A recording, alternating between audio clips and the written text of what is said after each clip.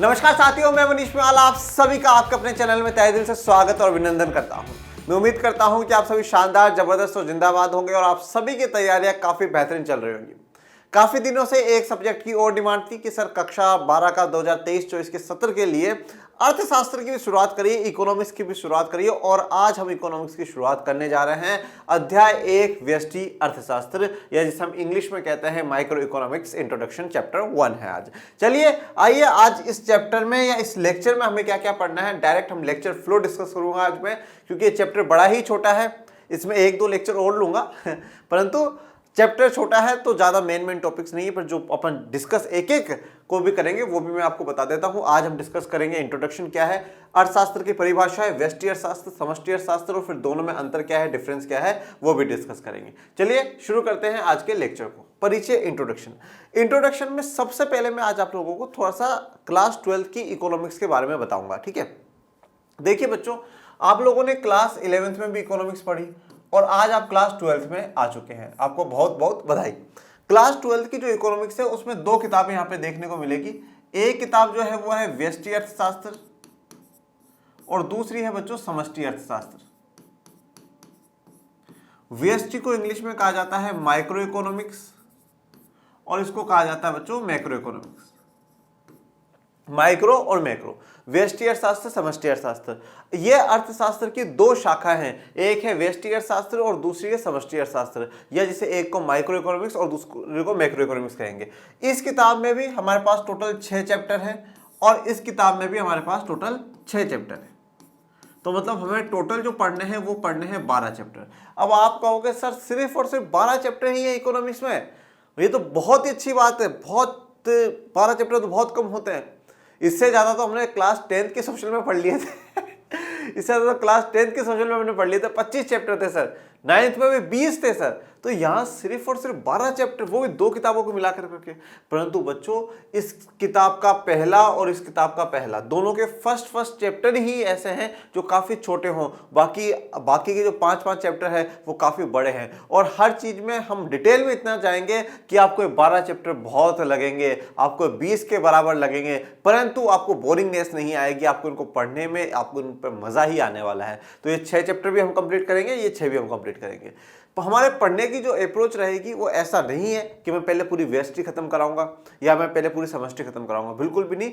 हो सकता है कि अपन 1-2 चैप्टर पहले व्यष्टि के कर ले, फिर 1 चैप्टर समष्टि का कर लिया, 2 चैप्टर समष्टि के कर लिए, फिर 1 चैप्टर व्यष्टि का ले लिया, फिर 2 चैप्टर समष्टि के ले लिए। इस प्रकार से दोनों साथ साथ चलती रहेगी। परंतु हमारा जो टारगेट है वो यही है कि आप जो भी पढ़े वो अच्छे से पढ़े और फाइनल एग्जाम जब भी हो उसमें हमारे फुल आफ्टर फुल मार्क्स आने चाहिए क्लास 12th में। उसके लिए मैं आपको पूरा तैयार कर दूंगा। ऐसी इकोनॉमिक्स में आप लोगों को पढ़ाऊंगा। अब सवाल एक बच्चों के मन में ये उठता है कि सर मैंने ना क्लास 11th में नहीं पढ़ा। वैसे भी बच्चे जनरली 9th और 11th में पढ़ते नहीं है, परंतु आपको बता दूं 9th और 11th की किताबें सबसे बेहतरीन किताबें होती हैं। परंतु बच्चा ना 9th में पढ़ता है और ना 11th में पढ़ता है। तो सर जी हमने 11th में नहीं पढ़ा, तो अब बताओ आप क्या करें। अगर 11th में नहीं पढ़ा तो क्या हम ये 12th वाले किताबें पढ़ सकते हैं? तो मैं आपको बड़े ही स्पष्ट मन से कह देता हूं, जिस बच्चे ने अगर 11th की इकोनॉमिक्स को खोल के भी नहीं देखा हो तो भी कोई बात नहीं है, वो बच्चा भी व्यष्टि और समष्टि बिल्कुल पढ़ सकता है। दोनों 11th की किताबों का और 12th की किताबों का कोई लिंक नहीं देखने को मिलता, बिल्कुल भी लिंक नहीं है। दोनों बिल्कुल अलग अलग हैं, 11th की बिल्कुल अलग है, 12th की बिल्कुल अलग है। परंतु यह बात ध्यान रखिएगा, अगर आपने व्यष्टि को अधूरा समझा और फिर समष्टि पढ़ने लग गए तो समस्या आएगी। अगर आपने समष्टि को अधूरा पढ़ा और व्यष्टि पढ़ने लगे तो समस्या आएगी। इसलिए ये दोनों किताबें काफी लिंक में देखने को मिलेगी, व्यष्टि और समष्टि। तो इसलिए अब क्लास 12th में जब आप इकोनॉमिक्स को पढ़ना शुरू करें तो इस लेक्चर से लेकर करके बिल्कुल लास्ट लेक्चर तक आपको मेरे साथ बने हुए रहना है, जिससे कि आपको दोनों किताबें बड़े ही अच्छे से क्लियर हो, व्यष्टि और समष्टि दोनों ही क्लियर हो। ओके, तो अगर आपको नहीं पढ़ी 11th में इकोनॉमिक्स, कोई चिंता वाली बात नहीं है, आप 12th में सीधा शुरू हो जाइए। और देखिए, सीखने के लिए हमेशा क्या है, हमारे 2 पोजीशन होती है बच्चों, जीवन में 2 पोजीशन होती है।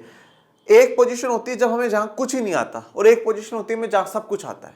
जैसे मैथ्स जब आप पढ़ते हो, गणित आप पढ़ते हो, गणित में कितनी संख्याएं होती हैं? 10 संख्याएं होती हैं, 0 1 2 3 4 5 6 7 8 9, टोटल 10 संख्याएं होती हैं। इन 10 संख्याओं में सबसे छोटी संख्या कौन सी है? 0, और सबसे बड़ी संख्या कौन सी है? 9। और अगर मैं ये कहूं कि 0 बराबर 9 है, अभी मैं बताऊंगा ये मैं मैथ्स की बात क्यों करने लग गया, कि मैं कहूं कि 0 9 के बराबर है, तो आप कहोगे कि गुरुदेव आप अर्थशास्त्री पढ़ाओ आपको मैथ्स नहीं आती, 0 9 के बराबर हो ही नहीं सकता सर। आपने ही तो कहा भी 0 सबसे छोटा और 9 सबसे बड़ा, तो फिर ये बराबर कैसे है? बराबर मैं दर्शाता हूं बच्चों आपको। जैसे मान लीजिए मैं लिखता हूं 6 9 और 8, अब आप इन नंबरों को जोड़िए, 9 6 15, 15 और 8 कितना होगा बच्चों? 23, 23 होगा ना। तो 23, अब 2 और 3 को जोड़ो तो 5, ठीक है 5 आया। अब लॉजिक यह है कि जब 9 और 0 अगर बराबर नहीं है तो मैं 9 की जगह अगर 0 लिख दूं तो कोई चेंज नहीं आना चाहिए। बोला हाँ सर नहीं आएगा, तो मैंने लिखा 6 0 8, 6 की जगह 6, 9 की जगह 0, 8 की 8, तो ये 6 और 8 14 और 1 + 4 5 है। ये क्या हुआ?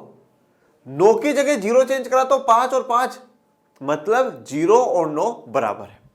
तो यहां से मैं आपको क्या दर्शाना चाहता हूं? मैं यहां से आपको यह दर्शाना चाहता हूं कि या तो हम बिल्कुल शून्य रहे, बिल्कुल 0 के हमें कुछ नहीं आता, या हम बिल्कुल हाईएस्ट लेवल पे पहुंच जाए।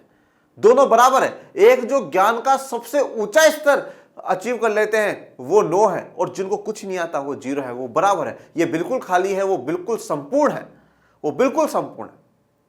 ठीक है, जैसे गुरु शिष्य की परंपरा नहीं होती, गुरु क्या है? गुरु 9 वाला अंक है, वो संपूर्ण है। और शिष्य क्या है? शिष्य वही गुरु से सीख सकता है जो 0 बनकर के जाए, जो शून्य बनकर के जाए, जो खुद को पूरा खाली कर करके जाए कि हे गुरुदेव मुझे कुछ नहीं आता, जो आता है वो आपका आता है, और आपका हर आदेश मेरे सर आंखों पर होगा, ये मैं मान करके चलता हूं। तो मैं आपको ये कहानी है, ये बात इसलिए सुना रहा हूं कि आपने 11th का नहीं पढ़ा, कोई बात नहीं, 12th की आप शुरुआत कर रहे हो तो आप शून्य बनकर के आना।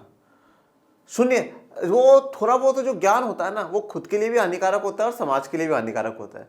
तो ऐसा ना हो कि थोड़ा बहुत ज्ञान ले लिया, हाँ हाँ सर सर देखो ऐसा, ये तो आप गलत बता रहे हो, या ऐसा है ऐसा नहीं है सर, या थोड़ा बहुत हो रहा है और ऐसे पेपर में कैसे होगा, ये वो नहीं। शून्य बनकर के आप बैठिएगा। अगर आप शून्य बनकर के बैठेंगे तो विश्वास मानिए कि इकोनॉमिक्स में, क्लास 12th की इकोनॉमिक्स में मैं आपको शून्य से शिखर तक मैं लेकर के जाऊंगा, परंतु शून्य बनकर के। अगर आपने नहीं पढ़ी 11th, कोई बात नहीं, आप बिल्कुल शून्य हो जाइए कि हमें तो कुछ ही नहीं आता। आप बिल्कुल एक इस तरीके से क्लास में बैठिए कि हम तो कुछ नया ही सीखने जा रहे हैं, हम तो कुछ नई ही शुरुआत करने जा रहे हैं, हमने आज तक इकोनॉमिक्स पढ़ी नहीं, बिल्कुल 0, बिल्कुल शून्य। वो शून्य बनकर के आप पढ़िए और हम उसको शिखर तक लेकर के जाएंगे। हम व्यष्टि को भी बड़ी चर्चा करेंगे, समष्टि पे बड़ी चर्चा करेंगे, विस्तार से करेंगे, विस्तार पूर्व हम लोग चर्चा करेंगे, जिससे कि आपका हर डाउट, हर बात आपकी क्लियर हो, एक एक शब्द आपको समझ में आए, हिंदी में भी समझ में आए, कुछ वर्ड्स ऐसे हैं जो इंग्लिश में भी होते हैं, वो भी आपको समझ में आए। इन पर हम चर्चा करने वाले हैं इस पूरे साल में। ओके, तो आप आज से ही ये दृढ़ संकल्प ले लीजिएगा कि मैं व्यष्टि समष्टि को पूरा पढ़कर करके, मैं 0 से शुरू कर रहा हूं, मैं 0 हूं, पर मैं इन 0 में 10 ऐड कर करके पूरे 100 आउट ऑफ 100 ही लेकर के आऊंगा। मुझे पूरे में से पूरे लेकर के आने हैं, और ये संभव है, ये पूर्ण रूप से संभव भी है। कुछ समय पहले अगर मैं बात करूं, मैं लास्ट 5-6 सालों तक की बात करता हूं, मैं दूसरे बोर्ड की नहीं कहता, मैं सीबीएसई बोर्ड की बात करता हूं। पहले क्या होता था कि सीबीएसई बोर्ड में जो बच्चे हैं इकोनॉमिक्स की कभी कोचिंग नहीं जाया करते थे। जैसे एक नजरिया होता ही है कि आर्ट्स में क्या कोचिंग करना, ठीक है, और इकोनॉमिक्स कॉमर्स में भी चलती थी, तो बच्चे कोचिंग नहीं करा करते थे इकोनॉमिक्स की, पढ़ते ही नहीं थे, किताबें नहीं खुलती थी, वो आखिरी में जाकर के 1 महीने में खुलती थी। फिर बोर्ड ने गजब की चेकिंग करना शुरू करी और कुछ बच्चे फेल होना शुरू हुए, और जब बच्चे फेल होना शुरू हुए ना, तब बच्चों को महसूस हुआ यार इकोनॉमिक्स सच में पढ़ने वाला सब्जेक्ट है। और जब उसको पढ़ा ना, तो उन्होंने महसूस करा कि यार हमें इस सब्जेक्ट में किसी मेंटोर की जरूरत है, किसी गाइड करने वाले व्यक्ति की जरूरत है। क्योंकि जब आप व्यष्टि पढ़ोगे ना, तो व्यष्टि में आपके पास वक्र आएंगे बच्चों। वक्र का मतलब होता है कर्व, और अगर आम भाषा में मैं कहूँ तो जो मैप होते हैं, ग्राफ जिसे हम कहते हैं, वो ग्राफ टाइप में आप यहाँ पे देखेंगे, वो वक्र हम यहाँ पे व्यष्टि में पढ़ेंगे। समष्टि में आपको बहुत बड़ी बड़ी चीजें जो है, जैसे बजट, सरकार का बजट क्या है वो आपको जानने को मिलेगा, ठीक है। आपको राष्ट्रीय आय क्या होती है, उसको निकालते कैसे हैं राष्ट्रीय आय को, और राष्ट्रीय आय निकालते समय किन किन बातों का ध्यान रखना होता है, बड़े बड़े टॉपिक्स आपको जानने को मिलेंगे। ये वक्र आपको जानने को मिलेंगे, कुछ न्यूमेरिकल्स ऐसे आएंगे जो आपको करने को मिलेंगे, उन सब में आपको जरूरत है। फिर बच्चों को महसूस हुआ कि इकोनॉमिक्स ऐसा सब्जेक्ट नहीं है जिसको आखिरी के 15-20 दिनों में पढ़ लिया जाए और अच्छे नंबर लेकर के आया जाए, परंतु ऐसा भी नहीं है कि जिसको पूरे साल पढ़ करके पूरे में से पूरे ना लाए जाए।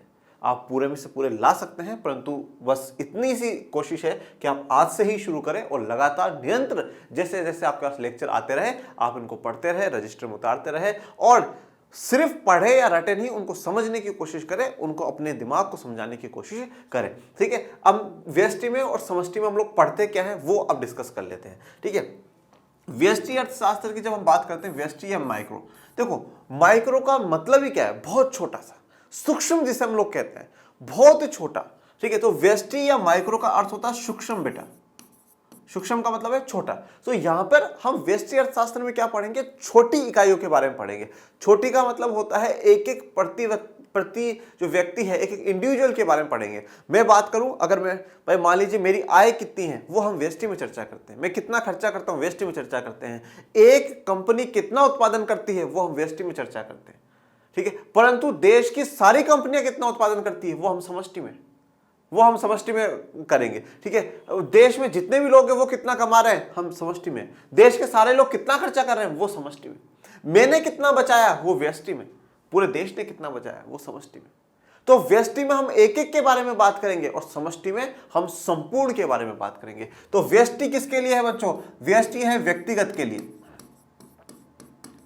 इंडिविजुअल के लिए। यह सबसे आसान तरीका है इसको समझने का। तो व्यष्टि किसके लिए है, व्यक्तिगत, इंडिविजुअल के लिए, मेरी बात करेगा, एक एक की बात करेगा। यहां संपूर्ण की बात नहीं होगी, एक एक की बात होगी। ये एक कंपनी है, इसने 100 सामान बनाए, वो एक कंपनी है, उसने 100 सामान बनाए, उस एक कंपनी ने 1000 सामान बनाए। एक एक कंपनी की बात होगी, एक एक उपभोक्ता की बात होगी, एक एक मालिकों की बात होगी। इस प्रकार से व्यक्तिगत की बात होती है। और जब बात समष्टि की आती है तो समष्टि का मतलब हो जाएगा संपूर्ण के लिए, पूरे देश के लिए, पूरी अर्थव्यवस्था, संपूर्ण अर्थव्यवस्था की हम चर्चा करेंगे। यहां पर हम व्यक्तिगत की करते हैं, यहां पर हम लोग संपूर्ण की करते हैं। इसमें हम लोग 6 अध्याय पढ़ेंगे, इसमें भी हम लोग 6 अध्याय पढ़ेंगे। और इन दोनों में अब तक हम कुछ ऐसा पढ़ने जाएंगे, नया कुछ, जो आपने ना 9th की इको में पढ़ा, ना 10th की इको में पढ़ा और ना 11th की इको में पढ़ा। 9th, 10th, 11th की जो इको है वो काफी थोड़ी सी इजी लेवल की इको है। ठीक है ना, वो बेसिक्स आपको बताए गए हैं 9th की इको में कि उत्पादन के कारक ये होते हैं, इस प्रकार से उत्पादन होता है, ये चाहिए, ऐसा ऐसा, वो बेसिक बातें आपको क्लियर करी गई है। परंतु अब वाली यहाँ पे जो समष्टि और व्यष्टि जो इको के आप पढ़ोगे, अर्थशास्त्र के बारे में पढ़ोगे, ये काफी डिफरेंट है, डिफिकल्ट भी है। परंतु डिफिकल्ट जब है जब आप आखिरी में जाकर के इन किताबों को उठाओगे तो आपको बिल्कुल भी नहीं समझ में आएगा। और हम कौन सी किताब को कवर करेंगे, हम कवर करेंगे एनसीईआरटी प्लस जो बुक्स मुझे ऐसा लगता है कि नहीं भाई इन बुक्स में से कुछ सिंपलेस्ट चीज होगी वो आप लोगों के लिए ऐड करके यहां पर आपको मिल जाएगी, पर मेहनत आपको करनी होगी। ठीक है, तो व्यष्टि समष्टि क्या होती है मैंने आपको बता दिया। चलिए अब आगे बढ़ते हैं। अब बात करते हैं अर्थशास्त्र की परिभाषा। सबसे पहले तो हम लोग ये तो समझे इकोनॉमिक्स क्या है। ठीक है, अर्थशास्त्र को जानना जरूरी है, क्योंकि व्यष्टि और समष्टि क्या है, अर्थशास्त्र की शाखाएं। शाखाएं का मतलब क्या होता है, जैसे ये एक पेड़ है तो पेड़ के 2 जो टहनियां निकल जाती हैं तो वो टहनी उसकी 2 शाखा है, उसी की ब्रांच है। ठीक है ना, उसी की ब्रांच है। तो इसी प्रकार से मेन जो जड़ है वो अर्थशास्त्र है, इकोनॉमिक्स है। उस इकोनॉमिक्स की 2 शाखा हैं जिसे हम व्यष्टि और समष्टि कहते हैं। तो व्यष्टि और समष्टि को समझने से पहले एक्चुअल में उस जड़ को तो समझे, अर्थशास्त्र को, इकोनॉमिक्स को तो समझे कि एक्चुअल में इकोनॉमिक्स क्या है। अगर हम इकोनॉमिक्स की बात करते हैं तो इकोनॉमिक्स क्या है, इकोनॉमिक्स आप क्या मानते हो? आप सीधा सा कहोगे सर इकोनॉमिक्स मतलब खूब पैसा। बिल्कुल सही बात है, खूब धन दौलत, खूब संपत्ति हो, ये अर्थशास्त्र है। ठीक है, ओके, बहुत बढ़िया। तो सिर्फ क्या धन दौलत, खूब पैसा यही अर्थशास्त्र में आता है या और कुछ भी अर्थशास्त्र में आता है? अर्थशास्त्र बात करता है बच्चों चॉइस की, चयन की बात करता है। अब आप बोलोगे सर चॉइस की तो जो बात है या चयन की बात है, ये तो लोकतंत्र वाला मुद्दा आ गया। तो वही चीज आप यहां पर भी देखोगे, अर्थशास्त्र में भी देखोगे। अर्थशास्त्र की परिभाषा को जानते हैं, परंतु सबसे पहले विश्व में अर्थशास्त्र का जनक एडम स्मिथ को कहा जाता है। तो यहीं से आज से ही आपका पहला क्वेश्चन बनना शुरू हो गया, पहले ही लाइन से आपका पहला क्वेश्चन बनना शुरू हो गया कि अर्थशास्त्र का, आधुनिक अर्थशास्त्र का जनक किसको कहा जाता है? एडम स्मिथ को कहा जाता है। किसको कहा जाता है बच्चों? एडम स्मिथ को कहा जाता है। वेरी इंपॉर्टेंट, ये एडम स्मिथ है। एडम स्मिथ की एक पुस्तक है an inquiry into the nature and causes of the wealth of the nations, सन 1776 में प्रकाशित हुई थी।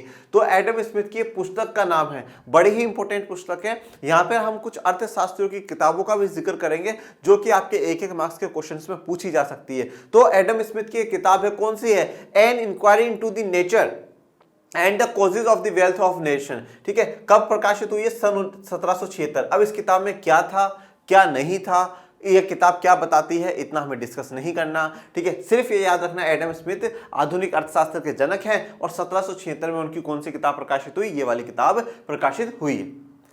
अर्थशास्त्रियों द्वारा अर्थशास्त्र की अलग अलग परिभाषाएं दी गई हैं। देखो अब अलग अलग अर्थशास्त्रियों ने, अलग अलग इकोनॉमिस्टों ने अर्थशास्त्र की अलग अलग परिभाषा दी है, ठीक है। अलग अलग परिभाषा, अलग अलग डेफिनेशन दी। किसी का कुछ मानना है, कुछ कहता है इकोनॉमिक्स जैसे आप कहते हो पैसों के जो है वो इकोनॉमिक्स है, वो अर्थशास्त्र है। कोई कहते हैं कि नहीं सर मेरा भला हो जिन चीजों से वह सब अर्थशास्त्र में आ जाता है। तो इसी प्रकार से अर्थशास्त्रियों ने अर्थशास्त्र की अलग अलग परिभाषा दी है। फिर आपके दिमाग में सवाल ये आएगा कि सर हम कौन सी वाली को मानेंगे, तो वो मैं भी आपको बताऊंगा। अलग अलग परिभाषाओं में कौन कौन सी है, सबसे पहले धन प्रधान, ठीक है, उसके बाद कल्याण प्रधान, उसके बाद सीमितता प्रधान, फिर विकास प्रधान और लास्ट है आवश्यक विहीनता की स्थिति पर आधारित। ओके चलिए, एडम स्मिथ ने अर्थशास्त्र को धन का अध्ययन कहा है। देखो अब एडम स्मिथ क्या कहते हैं, अर्थशास्त्र को धन का अध्ययन, अर्थ का मतलब यहां पर धन निकाला जाता है। मतलब हम ये कह सकते हैं कि जो धन का अध्ययन किया जाए, ठीक है, स्टडी ऑफ वेल्थ करी जाए, वही क्या है, वही अर्थशास्त्र है। इसके पास कितना पैसा है, इसने कितना खर्चा करा है, इसने कितना कमाया, कहां लगा रहा है, कितना निवेश कर रहा है, कितना बचा रहा है, ये जो पूरी हम स्टडी करते हैं इसी को अर्थशास्त्र कहा गया है। किसने कहा है, एडम स्मिथ ने कहा है। एडम स्मिथ ने अर्थशास्त्र को क्या बताया, धन का अध्ययन बताया है, स्टडी ऑफ वेल्थ बताया है कि जब हम धन का अध्ययन करें तो वही क्या है, अर्थशास्त्र है। अर्थशास्त्री अल्फ्रेड मार्शल काफी फेमस नाम है, ने अर्थशास्त्र को आर्थिक कल्याण का अध्ययन के रूप में परिभाषित किया है। ये अल्फ्रेड मार्शल है। तो अब अल्फ्रेड मार्शल क्या कहते हैं कि अर्थशास्त्र आर्थिक कल्याण की बात करता है, ठीक है।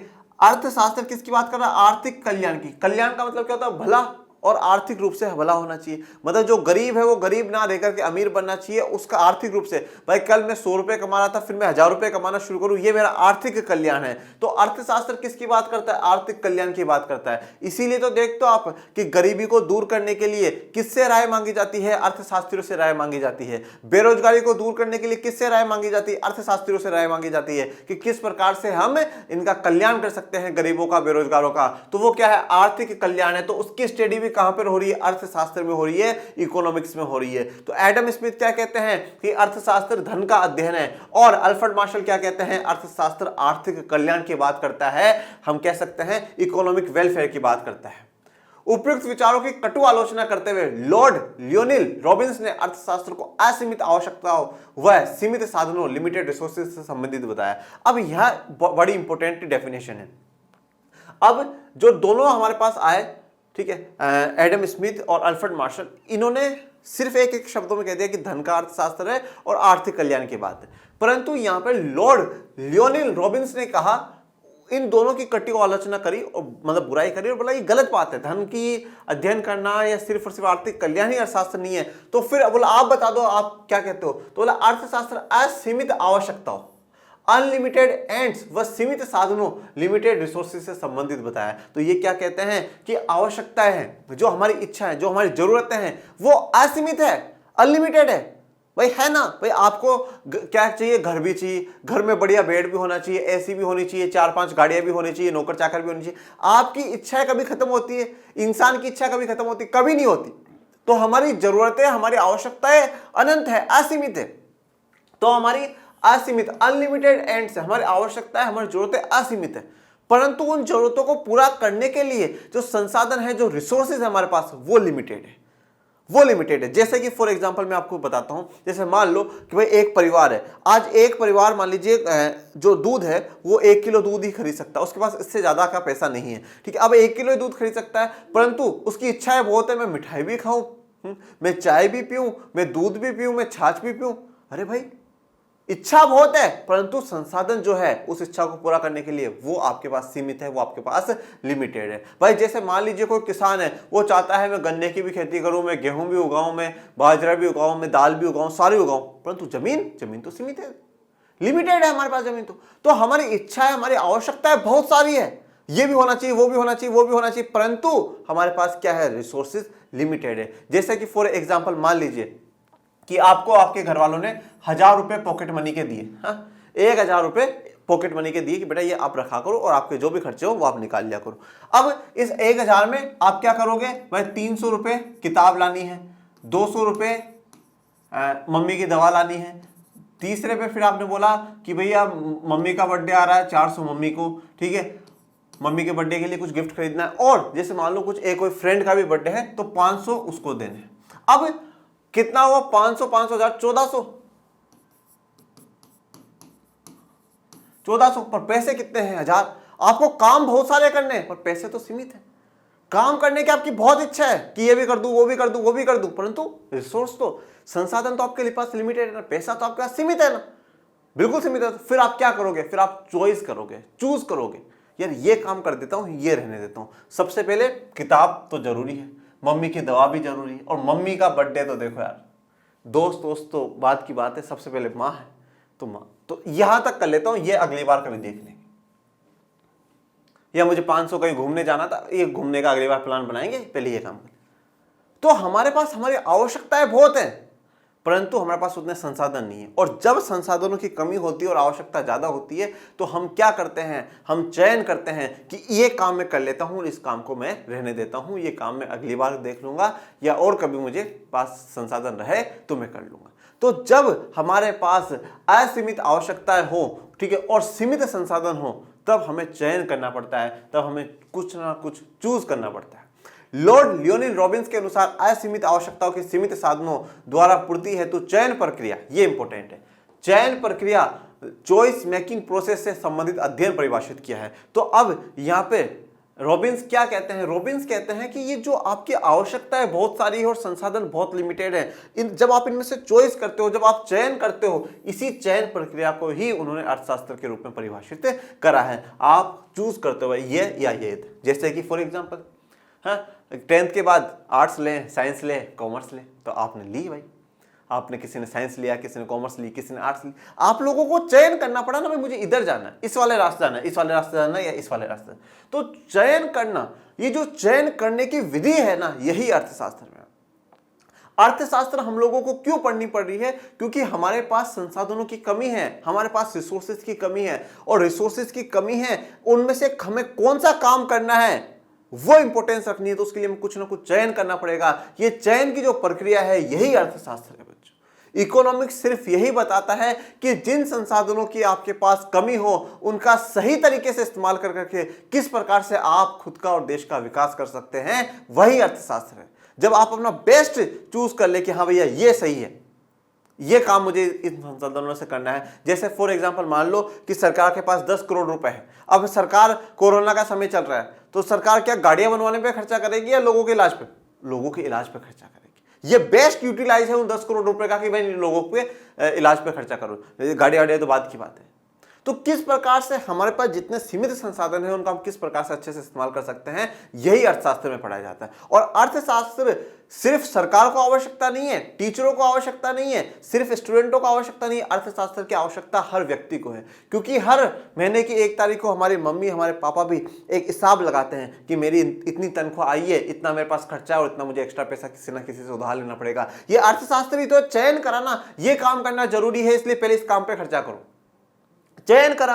कुछ इच्छाओं को उन्होंने मार दिया कि ये काम अभी नहीं, अगली बार देखेंगे, अभी पैसे नहीं। तो अर्थशास्त्र तो हर घर में है, हर दुकान पर है, हर जगह अर्थशास्त्र है, हर जगह इकोनॉमिक्स है। तो इकोनॉमिक्स सबके लिए है, किसी एक के लिए नहीं। अर्थशास्त्र व्यक्तियों या देशों के द्वारा साधनों की सीमितता के कारण उत्पन्न चुनाव से संबंधित समस्याओं के अध्ययन का विज्ञान व उनके समाधान की एक कला है। तो अब आपसे कोई पूछ ले कि अर्थशास्त्र क्या है, तो ये वाली डेफिनेशन, इस वाली डेफिनेशन को किताब में लिख लीजिएगा। अभी तक जो भी आपने पढ़ा, एडम स्मिथ ने ये बोला, उन्होंने ये बोला, वो लिखे तो बढ़िया बात है, नहीं लिखे तो छोड़ दीजिएगा। पर अर्थशास्त्र की मेन डेफिनेशन यही है कि व्यक्ति या देशों के द्वारा साधनों की सीमितता, जो साधन है हमारे पास, जो सोर्स है हमारे पास जिससे हम हमारी आवश्यकताओं को पूरा कर सकते हैं, उनकी सीमितता है, वो लिमिटेड है हमारे पास, वो हमारे पास लिमिटेड है के कारण उत्पन्न चुनाव से संबंधित समस्या। अब इसके कारण क्या होगी, समस्या उत्पन्न हो गई कि चुनाव हमें एक कुछ ना कुछ चूज करना पड़ेगा। तो चुनाव से संबंधित समस्याओं का अध्ययन, उनका अध्ययन करना कि समस्या एक्चुअली है क्या, क्या चूज करे क्या ना करे, और समस्याओं के अध्ययन का विज्ञान और उनका समाधान। तो पहले हम समस्या का पता लगाएंगे और फिर उसका समाधान करने की कोशिश करेंगे। जैसे आपने क्लास 11th में देखा कि हम लोग पहले आंकड़ों से पता लगाते हैं कि ये समस्या गरीबी, इतनी गरीबी है, इस एरिया में ज्यादा है, फिर सरकार उस हिसाब से नीतियां योजना बनाती है और लोगों को लाभान्वित करने का कार्य करती है। तो सबसे पहले चुनाव से संबंधित हम अध्ययन करते हैं और फिर उसका समाधान करने की जो कला है वही अर्थशास्त्र है, वही इकोनॉमिक्स है। तो इकोनॉमिक्स सबके लिए है, बच्चों के लिए, बूढ़ों के लिए, सबके लिए है इकोनॉमिक्स। तो इकोनॉमिक्स आज ही मन में ठान लीजिएगा इकोनॉमिक्स क्या है। जब हम चयन प्रक्रिया में आ जाते हैं, जब हम चॉइस के प्रोसेस में आ जाते हैं, तो ही वो इकोनॉमिक्स हो जाती है, वो अर्थशास्त्र कहलाती है। इस प्रकार अर्थशास्त्र सामाजिक विज्ञान की एक शाखा है। ठीक है, तो अर्थशास्त्र क्या है? एक सोशल साइंस का पार्ट है, बिल्कुल है, हम पढ़ते हुए आए हैं 10th तक।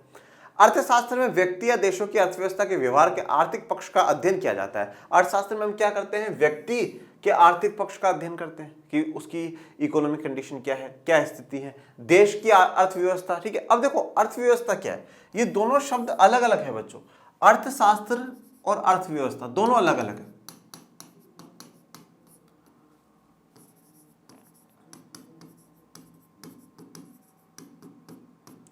अर्थशास्त्र को हम इंग्लिश में कहते हैं इकोनॉमिक्स, इकोनॉमिक्स, और इसको हम लोग कहते हैं इकोनॉमी। देखो अब इन दोनों में अंतर क्या है। इकोनॉमिक्स तो अभी आपने पढ़ लिया कि आपको चयन करना है। ठीक है, इकोनॉमी क्या है? इकोनॉमी या अर्थव्यवस्था क्या होती है? जो आपने 3 क्षेत्र आपने पढ़े हैं बचपन से, प्राथमिक, द्वितीयक और तृतीयक, इन तीनों का उत्पादन जब हम मिलाकर के बात करते हैं तो वो कहलाती है इकोनॉमी।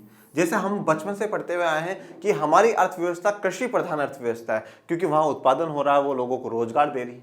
ठीक है, तो ये अर्थव्यवस्था, ये इसमें इकोनॉमी, ये अर्थव्यवस्था में जितनी भी आर्थिक क्रियाएं होती हैं वो सारी आ जाती है, वो सारी आ जाती हैं। आर्थिक क्रियाओं का मतलब ऐसा काम जिसको कमाने, जिसको करने से मुझे पैसा मिलता हो, वो आर्थिक क्रिया कहलाती है। तो सारी आर्थिक क्रियाओं का जब हम सम कर लेते हैं, टोटल कर लेते हैं, वो अर्थव्यवस्था कहलाता है, वो इकोनॉमी कहलाता है। और अर्थशास्त्र क्या है? इसी अर्थव्यवस्था का अध्ययन करना, इसी अर्थव्यवस्था का अध्ययन करना भी अर्थशास्त्र है। ठीक है भाई, कृषि हमारी अर्थव्यवस्था है, तो कृषि को हम और कैसे बेहतर बना सकते हैं, ये अर्थशास्त्र में पढ़ा जाएगा। हमारे पास इतनी जमीन है, इस जमीन पे क्या ऐसा होगा जिससे कि कृषि और विकसित हो, चयन करना पड़ेगा, तो वो अर्थशास्त्र आ जाता है। तो इकोनॉमिक्स सब्जेक्ट है और इकोनॉमी एक तरीके से आप कह सकते हैं जिन पूरा देश किस प्रकार से किन कौन सी आर्थिक क्रिया कर रहा है, वो हमारी इकोनॉमी में आ जाता है, अर्थव्यवस्था में आ जाता है। अर्थशास्त्र असीमित व प्रतिस्पर्धी आवश्यकताओं का सीमित व वैकल्पिक उपयोग वाले साधनों के चुनाव द्वारा हल निकालने से संबंधित है। तो अर्थशास्त्र क्या है? असीमित और प्रतिस्पर्धी आवश्यकता है। असीमित, हमारी आवश्यकता असीमित है, अनलिमिटेड है, ये काम भी होना चाहिए, ये काम भी होना चाहिए, ये काम भी होना चाहिए, और प्रतिस्पर्धी भी है। ठीक है, कभी कभार क्या होता है, कुछ आवश्यकताएं टकराती हैं कि भाई ये आवश्यकता पूरी होनी चाहिए, ये होनी चाहिए। जैसे मान लो मुझे कपड़े खरीदने हैं, जूते खरीदने, दोनों ही चाहिए। ठीक है, तो वो टकरा रही, भाई ये वाला भी होना चाहिए, ये वाला भी होना चाहिए। तो प्रतिस्पर्धी आवश्यकताएं भी होती है। कभी कभार क्या होता है कि कुछ आवश्यकता ऐसी है, ये पता चलता है ये ज्यादा इंपॉर्टेंट है, ये पहले करो, पर कभी कभार कुछ होती है दोनों ही जरूरी होती है। जैसे शिक्षा और स्वास्थ्य, कोई बीमार पड़ा उसका इलाज कराना भी जरूरी है और बच्चों को शिक्षा दिलाना भी जरूरी है। तो आवश्यकता असीमित तो है ही, पर कभी कभार आवश्यकता प्रतिस्पर्धी भी हो जाती है। का सीमित व वैकल्पिक उपयोग वाले साधनों के चुनाव। ठीक है, अब या तो उसका कोई सीमित उपयोग करें हम, या वैकल्पिक ऑप्शनल, भाई ये नहीं तो ये कर लो, ये नहीं तो ऐसे, साधनों के चुनाव की इस आवश्यकता को पूरा करने में ये साधन इतना चाहिए, इतना चाहिए, ये चुनाव करने का है, ये अर्थशास्त्र में पढ़ते हैं। अब बात करते हैं व्यष्टि अर्थशास्त्र, या जिसे हम कहेंगे माइक्रो इकोनॉमिक्स।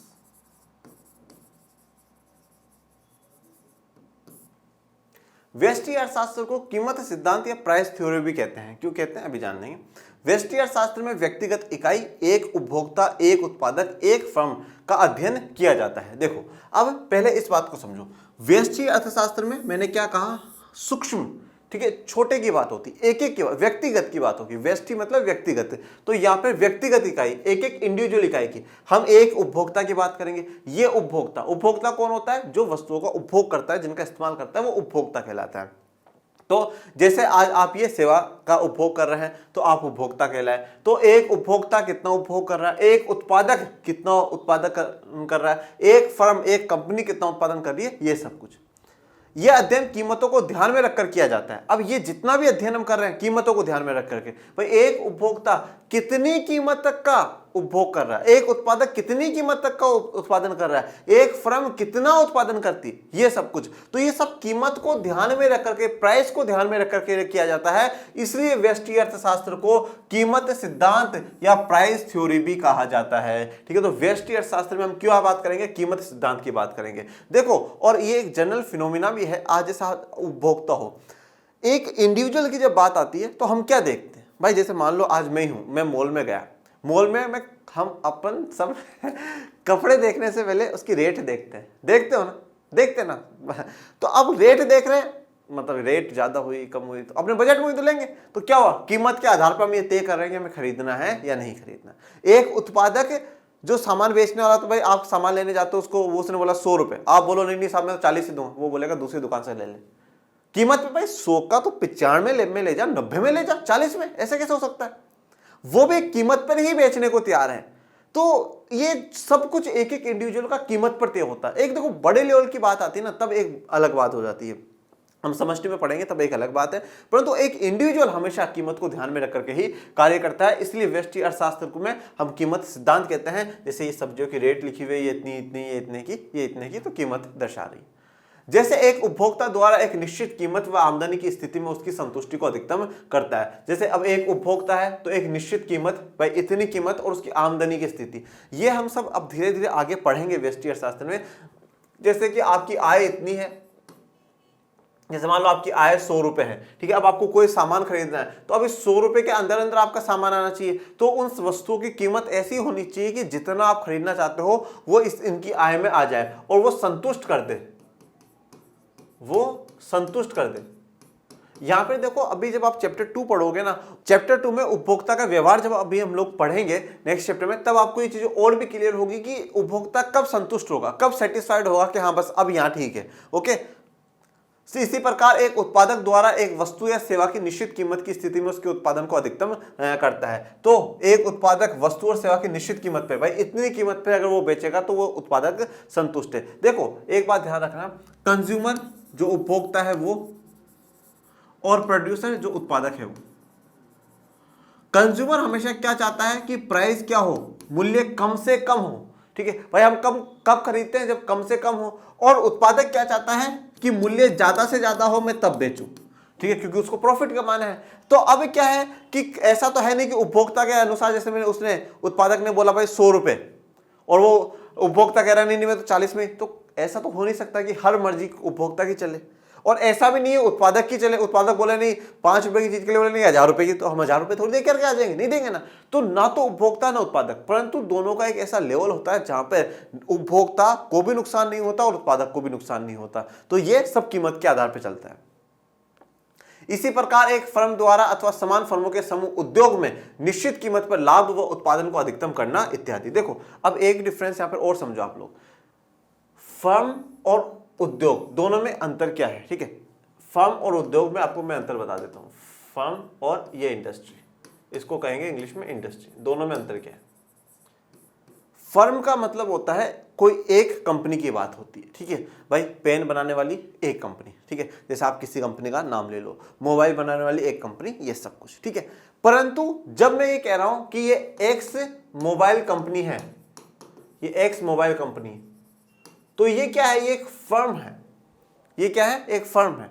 पर जब मैं ये कहता हूं कि मोबाइल कंपनियां, मोबाइल इंडस्ट्री जो है, मोबाइल इंडस्ट्री का मतलब क्या हो गया, मोबाइल बनाने वाली सारी कंपनियां, मोबाइल बनाने वाली सारी कंपनियां, तो हम क्या कहते हैं, मोबाइल इंडस्ट्री।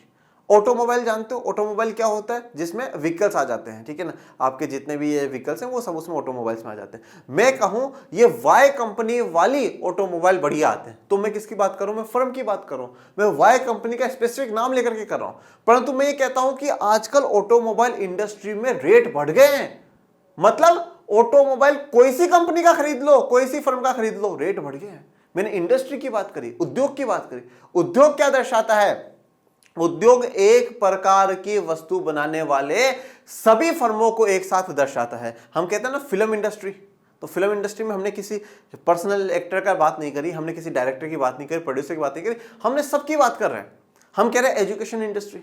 आप इंडस्ट्री या उद्योग शब्द जब जोड़ लेते हो तो एक समान काम करने वाले सारे लोग उसमें आ जाते हैं, परंतु जब आप फर्म की बात करते हो तो एक की बात कर रहा है, एक कंपनी की बात कर रहा है। ठीक है, तो यहां पे जब एक फर्म अथवा समान फर्मों के समूह, समान फर्म एक जैसी जो फर्म है जिसे हम उद्योग कहते हैं, निश्चित कीमत पर लाभ व उत्पादन को अधिकतम करना इत्यादि। तो इतनी कीमत पर हमें लाभ होगा और इतनी पे बेचेंगे तो अधिकतम हमें संतुष्टि होगी। ये सब कुछ आप लास्ट के चैप्टर्स में जाते जाते पढ़ोगे, चैप्टर 6 में, कि किस प्रकार से कौन सा ऐसा बाजार होगा जहां पर सबसे अधिकतम लाभ होगा, कब घाटा होगा, ये सब कुछ आप पढ़ेंगे।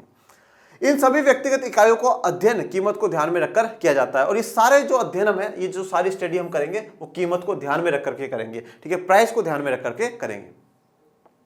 वितरण के सिद्धांत के अंतर्गत भी साधनों की कीमत को ध्यान में रखकर अध्ययन किया जाता है, जैसे श्रम की कीमत मजदूरी, पूंजी के उपयोग की कीमत ब्याज, भूमि के उपयोग की कीमत लगान, उद्यमशीलता के उपयोग की कीमत लाभ इत्यादि। देखिए, अब जो वितरण के सिद्धांत है, ठीक है, जो ये डिस्ट्रीब्यूशन, अब डिस्ट्रीब्यूशन कैसे, अब आप याद करो क्लास 9th की बात। ठीक है, अपन ने उत्पादन के कारक पढ़े थे।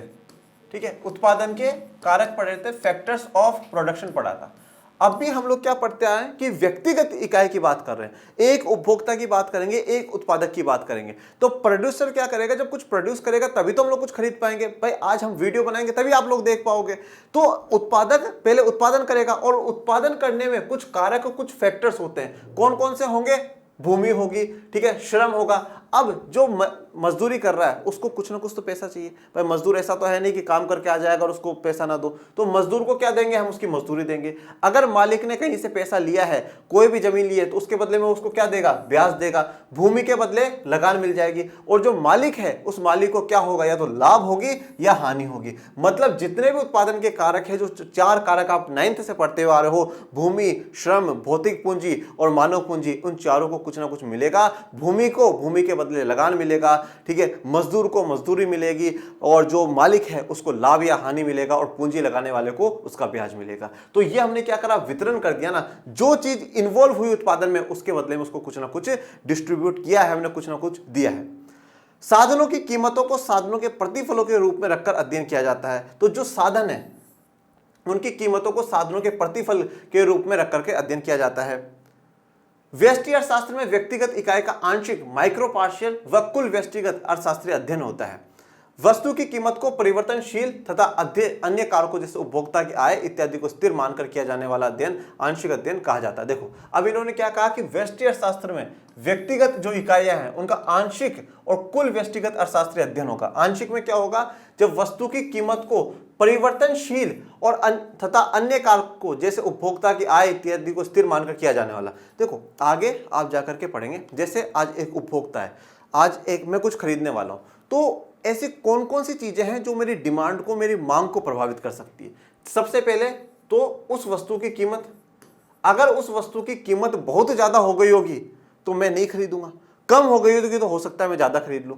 वस्तु की कीमत के अलावा क्या होता है? मेरी आय। अगर मान लो उस वस्तु की कीमत में कोई परिवर्तन नहीं आया, कल भी वो 100 की भी बेची जा रही थी और आज भी 100 की बेची जा रही है, परंतु कल मैं ज्यादा कमा रहा था, आज मैं कम कमा रहा हूं, मतलब मेरी आय कम हो गई है, हो सकता है मैं वो वस्तु ना खरीदूं। इसके अलावा इस वस्तु के आसपास की कोई वस्तु हो तो उन वस्तुओं पर का भी प्रभाव पड़ेगा, उनमें कुछ अगर कीमत बढ़ी है या घटी है। इसके अलावा मेरे टेस्ट में अगर कोई बदलाव आया है तो भी चेंज आ जाएगा। ठीक है, तो काफी कुछ ऐसा होता है जो हमारी मांग को, हमारी डिमांड को प्रभावित करता है। तो इन्होंने क्या कहा? कीमत को परिवर्तनशील, मतलब कीमत बदलती रहे, और बाकी जो सारे कारक हैं, मतलब कीमत में चेंज आता रहे, और बाकी जितने भी फैक्टर्स हैं ये सारे के सारे कारक क्या हो? स्थिर हो, इनमें कोई चेंज नहीं आएगा। हाँ, जो मैं वस्तु खरीद रहा हूं उसकी कीमत 100 से 150 हो सकती है, 100 से 50 हो सकती है। मेरी आय अगर कल भी 10,000 थी तो आज भी 10,000 है और आगे भी 10,000 रहेगी। मेरे टेस्ट में कोई बदलाव नहीं होगा, दूसरी जो वस्तु है उनकी कीमतों में कोई बदलाव नहीं होगा। सिर्फ और सिर्फ जो वस्तु मैं खरीदना चाहता हूं उसकी कीमत में परिवर्तनशीलता आएगी। जब इस प्रकार से अध्ययन होता है तो उसको आंशिक अध्ययन कहा जाता है।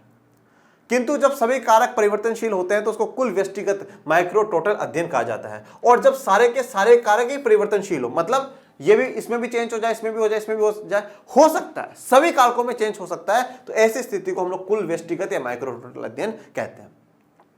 अब बात करते हैं समष्टि अर्थशास्त्र की, मैक्रो इकोनॉमिक्स।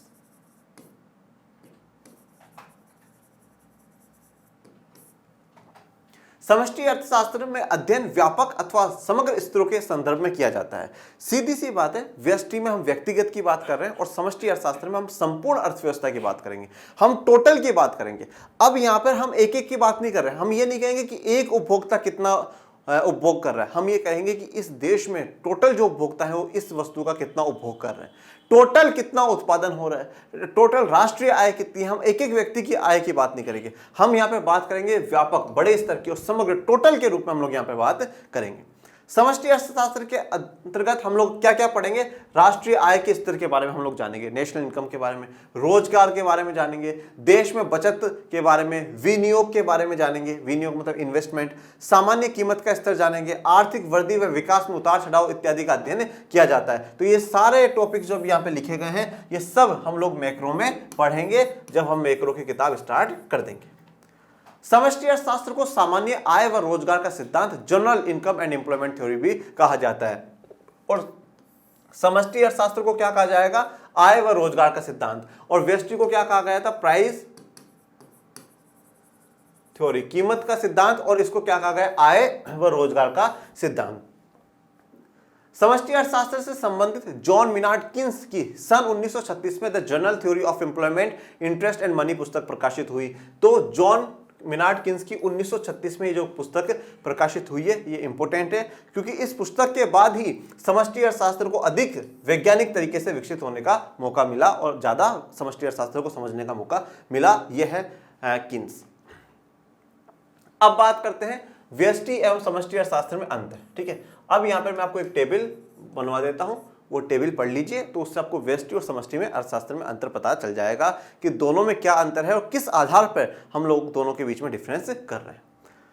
देखिए, सबसे पहले अंतर के आधार की अगर हम लोग बात करें तो अध्ययन की इकाई, यहां पर क्या होगा, एक व्यक्तिगत की बात होती है। व्यष्टि अर्थशास्त्र में हम क्या करते हैं, व्यक्तिगत की बात करते हैं, इंडिविजुअल की बात करते हैं। यहां देश की संपूर्ण अर्थव्यवस्था की बात होती है। यहां पर हमने एक की बात करी, एक उपभोक्ता, एक फर्म, एक उत्पादक, इनकी, पर यहां पर हम एक की बात नहीं कर रहे, यहां पर हम संपूर्ण की बात कर रहे हैं। मान्यता क्या है, पूर्ण प्रतियोगिता व रोजगार, सरकार का दखल नहीं, स्वतंत्र कीमत तंत्र। पूर्ण प्रतियोगिता, पूर्ण प्रतियोगिता का मतलब क्या होता है, फुल कंपटीशन है। ठीक है ना, फुल कंपटीशन का मतलब होता है यहाँ पर बेचने वाले भी बहुत हैं और खरीदने वाले भी बहुत हैं, रोजगार भी है सबके पास, सरकार का दखल नहीं होगा, सरकार इसमें दखल अंदाजी नहीं करेगी, एक एक उपभोक्ता में या एक एक उत्पादक में सरकार दखल अंदाजी नहीं करती। स्वतंत्र कीमत तंत्र है, जिसको जिस प्रकार से जितने में बेचना है, जितने में खरीदना है वो खरीद सकता है। उत्पादन के साधनों का वर्तमान वितरण पहले से ही निर्धारित होता है, तो उत्पादन के साधन कि भाई इसमें इतना उत्पादन के साधन का इस्तेमाल करना है, ये पहले से तय है।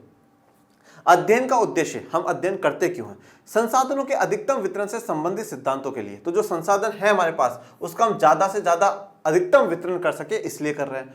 और उत्पादकता का विस्तार व पूर्ण रोजगार की प्राप्ति से संबंधित सिद्धांतों हेतु, तो हम उत्पादकता का विस्तार कर सके और पूर्ण रोजगार को प्राप्त कर सके, मतलब देश में जितने भी लोग हैं उन सबको रोजगार मिल सके, इसलिए हम इसका अध्ययन कर रहे हैं। विश्लेषण के उपकरण क्या है, यहां हम कीमत को आधार मानते हैं और यहां पर राष्ट्रीय आय का स्तर एक हमारे लिए उपकरण के रूप में काम करता है। अध्ययन की स्थिति, व्यक्तिगत इकाइयों का जब वे संतुलन की स्थिति में हो तब अध्ययन होता है। तो जब व्यक्तिगत की इकाइयां जब संतुलन में होगी, जब बैलेंस होगी, ठीक है ना, ये हम आगे जाके पढ़ेंगे कि जब उपभोक्ता है और उत्पादक है दोनों एक प्राइस पर आकर के जब संतुलन में होता है, भाई ना तो उपभोक्ता बहुत ज्यादा प्राइस देने को तैयार है और ना उत्पादक बहुत कम में बेचने को तैयार है, तो एक संतुलन पर आकर के यहाँ पे स्टडी होती है। जब संपूर्ण अर्थव्यवस्था असंतुलन की स्थिति में हो तब अध्ययन होता है। असंतुलन की स्थिति क्या होगी, दो ही स्थितियां हो सकती है, या तो महंगाई का दौर होगा या मंदी का दौर होगा, उस समय फिर हमें समष्टि अर्थशास्त्र को अध्ययन करना आवश्यक हो जाता है। संतुलन का प्रकार आंशिक संतुलन रहेगा या सामान्य संतुलन रहेगा। परिवर्तन, व्यष्टि के परिवर्तन समष्टि की स्थिरता में भी हो सकते हैं। अब व्यष्टि के परिवर्तन किस में है, समष्टि की स्थिरता में भी। समष्टि में कुछ स्थिरता है तो व्यष्टि में भी परिवर्तन हो सकता है। समष्टि की स्थिरता पर व्यष्टि की बनावट में परिवर्तन का प्रभाव नहीं पड़ता है। तो समष्टि की स्थिरता पर व्यष्टि, मतलब समष्टि की स्थिरता पर व्यष्टि की जो बनावट है उसका कोई प्रभाव नहीं होगा। परिवर्तन, व्यष्टि के लिए बचत लाभकारी है और समष्टि के लिए बचत अलाभकारी है। ये कैसे है ये मैं आपको बता देता हूं। व्यष्टि के लिए बचत लाभकारी है। व्यष्टि में किसकी बात कर रहे हैं, एक एक इंडिविजुअल की बात कर रहे हैं। आप सब चाहते हो कि आप पैसा बचाओ, आप भी चाहते हो पैसा बचाओ, मैं भी चाहता हूं पैसा बचाओ, वो भी चाहते हैं पैसा बचाए, सब एक एक के लिए जरूरी है कि पैसा बचाए। पर अगर हम पूरे देश के लिए सोचें, अगर सब लोग ही पैसा बचाने लग जाएंगे घर में, तो पैसा इकोनॉमी में आएगा ही नहीं, फ्लो होगा ही नहीं, पैसा तो रुक गया। और पैसे का नियम है वो चलता रहेगा तो ही पैसे से पैसा बनेगा, नहीं तो नहीं बनेगा। अगर वो पैसा एक जगह रुक जाएगा और लोग घरों में उसको रख लेंगे तो फिर वो इकोनॉमी में नहीं आएगा। जो बैंकों के पास पैसा नहीं जाएगा, बैंकों के पास पैसा नहीं जाएगा तो वो बड़े बड़े जो उद्योगपति उनको निवेश करने के लिए पैसा नहीं दे पाएंगे, ठीक है। अगर वो निवेश नहीं करेंगे तो लोगों को रोजगार नहीं मिलेगा। तो संपूर्ण की दृष्टि से ये गलत है। तो ये आप लोगों की टेबल, और इसी के साथ जो आज हमारा लेक्चर 1 है वो पूरा कंप्लीट होता है। आप ये बताइएगा कि कक्षा 12 की इस अर्थशास्त्र की शुरुआत आपको कैसी लगी, आज का लेक्चर कैसा लगा, व्यष्टि और समष्टि का जो डिफरेंस है वो आपको समझ में आया या नहीं आया, क्या इंटरेस्ट पैदा हुआ या नहीं हुआ, क्या आप शून्य बनने के लिए तैयार हैं या नहीं है, और शून्य से शिखर पर पहुंचने के लिए भी तैयार रहिएगा। और बच्चों ज़्यादा से ज़्यादा अपने दोस्तों को लाइक शेयर सब्सक्राइब करवा दीजिएगा। ज्ञान तक सब तक पहुंचना चाहिए और सबके पूरे में से पूरे मार्क्स आने चाहिए। और learn and share Telegram channel को जरूर आर्ट्स वाले को आप ज्वाइन कर लीजिएगा, जिससे आपको सारी जानकारी मिलती रहे। उसका लिंक आपको डिस्क्रिप्शन में मिल जाएगा। और पढ़ते रहिए, आगे बढ़ते रहिए। मिलेंगे नेक्स्ट लेक्चर में, तब तक के लिए थैंक यू सो मच। जय हिंद, जय भारत।